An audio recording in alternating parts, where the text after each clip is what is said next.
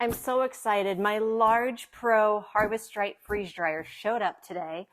And while yes, we've moved it inside and taken it off the pallet so the bands aren't still here, this is how it's going to come to you on top of a pallet with two bands on it that I just easily used a scissor to snip to go ahead and look at everything. This box here was actually quite heavy. My husband and I carried it into the house. I've actually got the stuff sitting upstairs in the kitchen for us to go over what was in this box. But this box, the FedEx driver and myself lifted off. Those two things fell off like they just did because the straps help to kind of hold them on.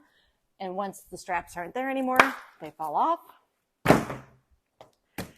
And then Harvest Right already has this, that once those straps are cut, all you have to do is lift up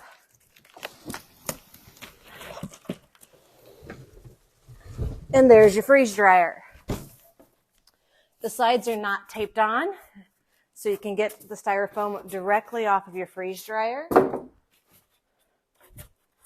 It does give you a warning that you should not be lifting the freeze dryer itself by the door, but you can quickly and easily unwrap it and do a quick look to see if you see any damage. Other than seeing dents and major scratches, that's really the only damage you would be able to see from shipping. Everything looks good. I can open the door, the rack is there. I have an inspected by that it passed a vacuum pressure test, a refrigeration test, heaters test, electronics test, and general appearance, no scratches or dents. And I would agree that that is what it looks like. I won't know about the tests until I run them myself. And then, as I was looking, I noticed the drain hose is currently inside the machine, so you can choose if you're going to route it out the left or the right side, but that's going to require moving the back to pull the drain hose out to do that, which we're not going to do right now. I will wait until I get this up on the table it's going to sit on, and then I will pull that out. But just so you know, that's where your drain hose is going to be. It is inside here, waiting for you to decide which side you're going to pull it out of. So it is there. Let's go upstairs and see what was in the big box that was sitting on top. One other thing we're going to do quick that I like to do is I like to take a picture of my sticker right here, and then I keep that on my computer. So that way, if I ever need to contact Harvest Right, I have the information that they want right here. All of this was in that giant box that was sitting on top of the freeze dryer when it was delivered. One of the first things I noticed in opening the box is this giant vacuum hose was on top of everything. And it is a huge improvement over the vacuum hose that is part of my medium and came with my medium. I think this is going to have a much harder time having any kind of leak associated with it, just much more heavy duty. And then the cord for my freeze dryer was in the box on top. It wasn't with the freeze dryer, but in the second box that sits on top of the freeze dryer when it's delivered. The pump is in there. My owner's manual, which since I'm supposed to wait 24 hours to do anything, guess what I'm reviewing one more time before I start hooking up my freeze dryer. I will be reading this cover to cover this evening just to be on the safe side before we start hooking everything up. This is your Harvest Right guide to freeze drying. It does have some recipes in here. I haven't always found everything in here to be super good. I don't like their gelatin bites, but it does have some good tips and tricks on what you need to be doing as you freeze dry. If you are brand new to freeze drying, this is a great place to start. 50 Harvest Right Mylar bags that are 8 by 12, 50 700cc oxygen absorbers.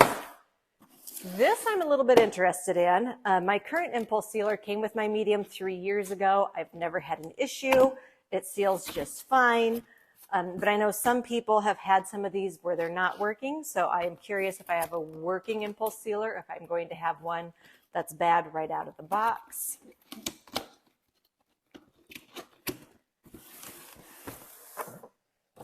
The oil filter, I don't think it has seen any improvements. It's the exact same Brita type pitcher, water filtration type pitcher that was sent with my medium. It's exactly the same with one filter cartridge that comes with it.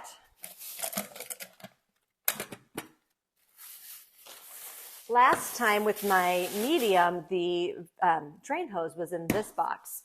So finding that drain hose inside the machine is a little different. So if this is a second machine for you, the drain hose was inside the machine, not inside the big box on top. I have the 6 trays because I did order the Pro, so it has 6 large trays. I went ahead and ordered 6 large trays in addition to. So that is what should come in your box. Let's go ahead and check out that pump. This Premier pump is always kind of heavy. It probably weighs a good 40 pounds, 35, 40 pounds. So it is something where you're probably not gonna be able to lift it up here. I'm gonna have to put this to the ground to pull it out of the box. But as I'm opening the vacuum pump box, here is the vacuum oil that it should come with. And I'm gonna set this on the floor quick to pull the pump out.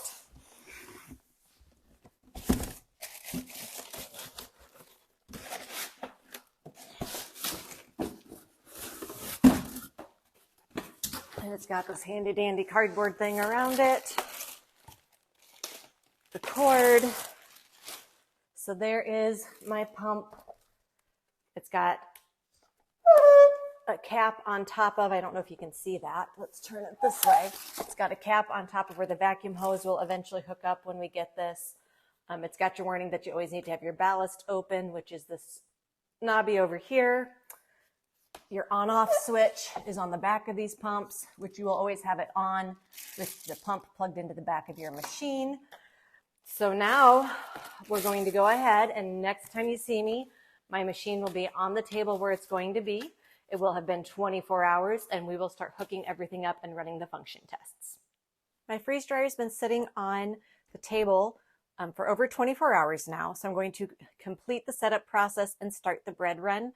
They used to have you do a freezing test and a vacuum test. That's no longer in the manual. So I am going to jump right into the bread run. And if there's issues, I still have those tests in my back pocket to see where my problem's coming in at, but fingers crossed, we're not going to have any issues.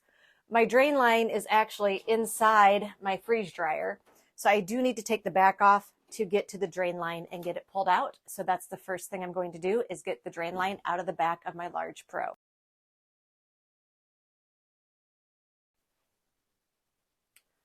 Rather than removing every single screw, I was able to get in here and just get to the end of my drain hose. And so very carefully, I'm going to maneuver it, and I'm pulling it out the side of the machine that I want my drain to be going out. And there we go. I now have my drain hose outside my machine. I will put those screws back, and then we'll get back into setting up my machine. I am going to put a no-suck kit on my machine before I even begin. This is already on mine. If your drain hose doesn't come attached, you would just slide it on here. So I'm just going to go ahead and cut the tubing off right there. I'm going to add one of these Ys into the line.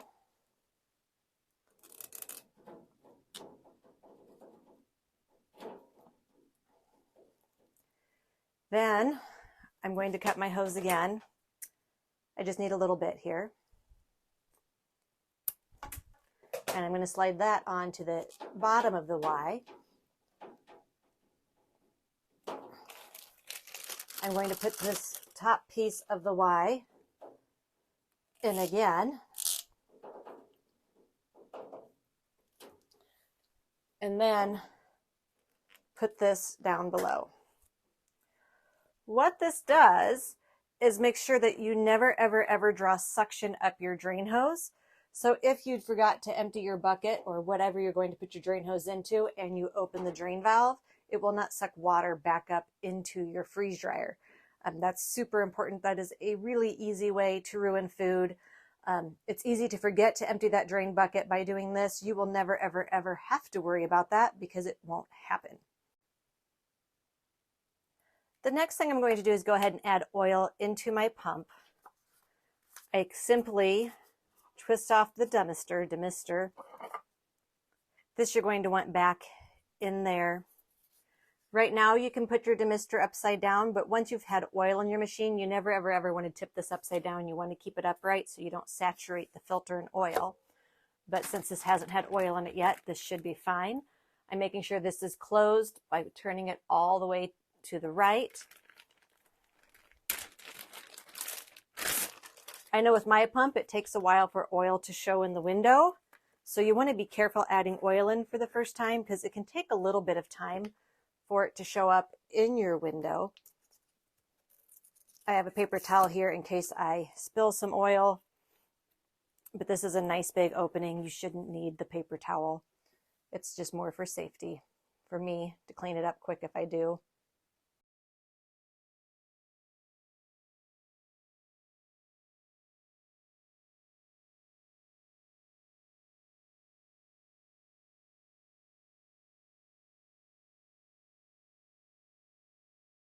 I'm going to put in just a touch more.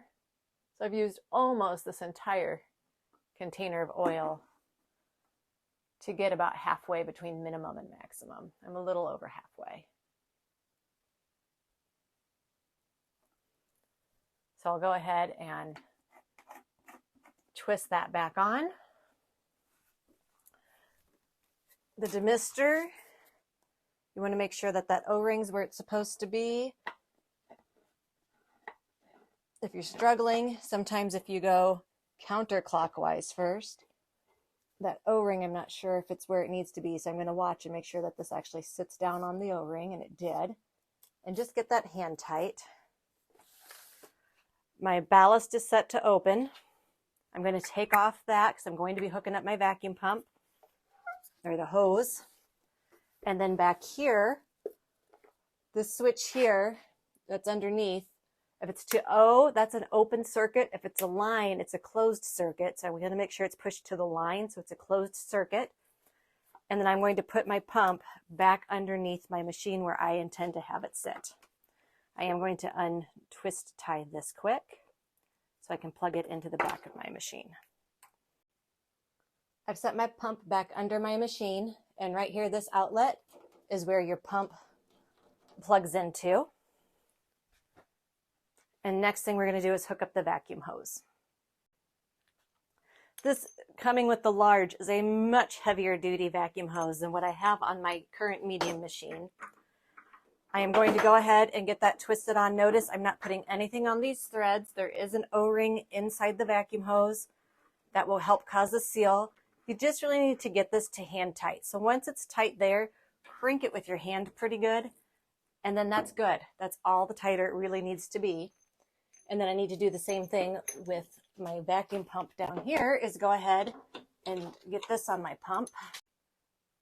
I moved my vacuum hose just on top of a couple of little wooden crates, which is giving me what I need to be able to get that on top of my vacuum pump and get that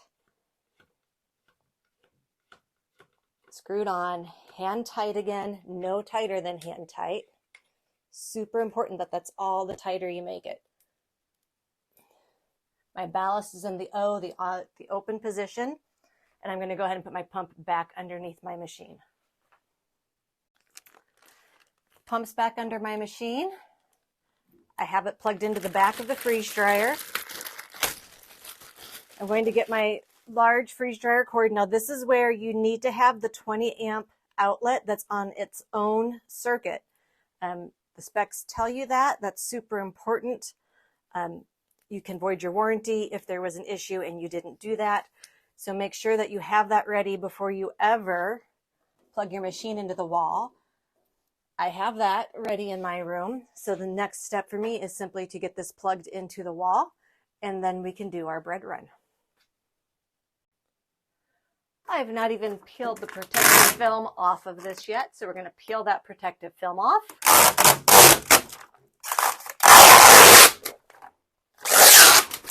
So there's that. I am intending to do my deep clean of the machine after I do my bread run, just to get rid of any ickiness and whatnot that's in there. But you do want to do a good clean of the machine before you actually put food in that you're intending to eat. Something I'm noticing is this is different than my other machine. It's a different material. It's not that silver tape. So that's a little bit different. I do already have my trays right where the orange pads are up top. So when you're sitting on top of a metal tray that has a heating pad right underneath it when you're putting your trays in. Let's turn her on. Making sure I've got the ring all the way around. Looks good. I hit the power button on the back.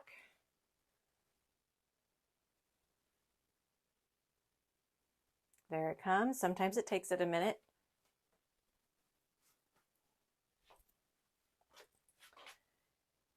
And I'm going to go ahead, since we're going to the bread run, get this going, give it that 15-minute cool down, put some bread on the tray and soak it in some water and get this bread run going. So I'm going to go ahead and hit start. I've got a Premier oil pump, so I'm going to put Premier oil pump and hit save. And now it's cooling for 15 minutes. So I've added 3 pieces of bread per tray. I'm going to soak this bread. Just dump water right on top of it out of a measuring cup to really give this a good test of if it'll freeze stuff solid. While this is cooling down, I haven't even named my freeze dryer yet. If you have some ideas for names for me, drop those in the comments below because I'm not sure what to name this Pro Large. I named my black one Olaf, so not sure what I want to do with this one. And the other thing I haven't done yet that I will do after the bread run is I normally set that extra dry time to 24 hours. That way I don't ever have to worry about getting up in the middle of the night because the load is done. With me putting in bread, sopping wet, I know it's going to be tomorrow before this load is done, so I'm not worried about it right now. It's just a matter of I don't want it to refreeze after it's done because you want warm food so you can tell if it's still frozen in the middle to ensure that it's completely freeze-dried. I'm almost down to the 15 minutes of freeze time being done, which is then when you want to shut your drain valve. So again, that's going to be opposite. It doesn't run with the drain valve anymore. It's going to stick out away from it in like a T. That's when you know that is closed, and then we'll get everything loaded. I've loaded all 6 of my trays into the machine. I'm going to close the door. It's kind of a 2-step system, so don't just go there. Twist it until it's upright and actually locks into place.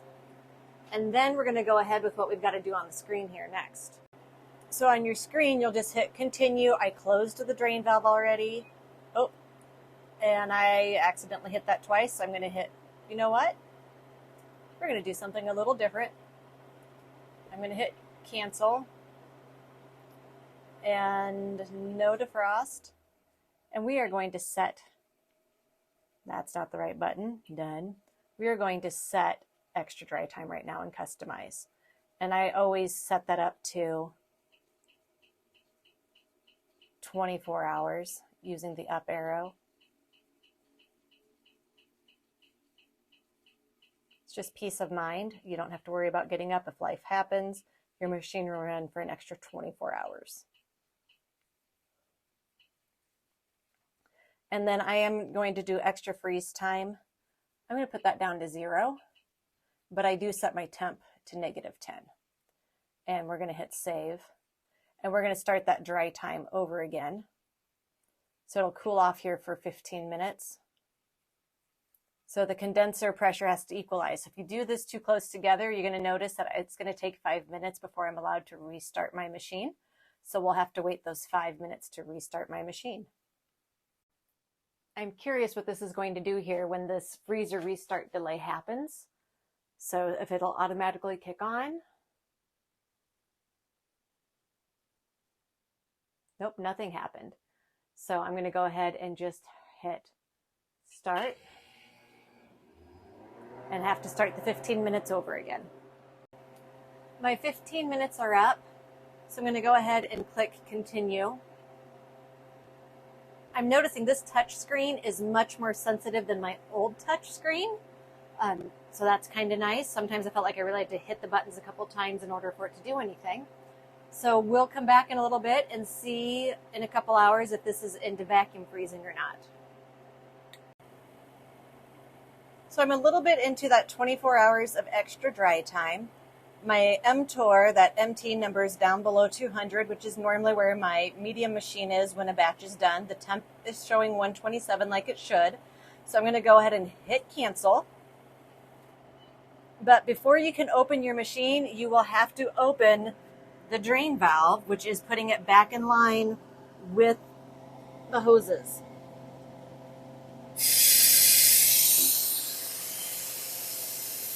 So as soon as I can open the door, I will.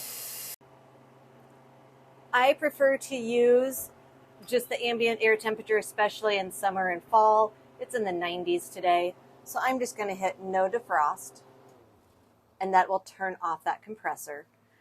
Some of the things I'm seeing that I really like is I can see that there are lots of ice rings in here, which is what you want. That's the water from inside the food that has been pulled out through the process of sublimation and then frozen onto the sides of my chamber. My trays are nice and warm to the touch. My bread is crumbly like it should be. Now this is something you do not want to keep. This bread was used to help get rid of gross stuff inside the machine. So all of this bread is garbage. I wouldn't even feed it to a pet. But we've had a successful bread run. As soon as my machine has defrosted, I will show you how I'm going to do my initial clean.